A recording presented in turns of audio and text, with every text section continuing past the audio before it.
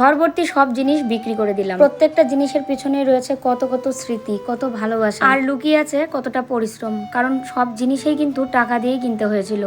বাড়ি থেকে নিয়ে এসেছিলাম, টিভি নিয়ে এসেছিলাম, আরও টুকটাক কিছু জিনিস নিয়ে এসেছিলাম। যেমন এখানে এসে কিনেছিলাম এই ফ্রিজটা, আর বাকি এই যে ওভেন টোভেন দেখতে পাচ্ছ, এগুলো বাড়ি থেকে এনেছিলাম।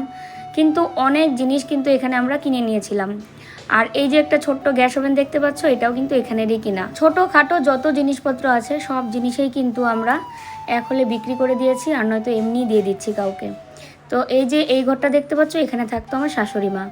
এই ঘরের চৌকি, আলমারি, তারপরে তোশক যা আছে সব কিছুই কিন্তু দিয়ে দেওয়া হয়েছে।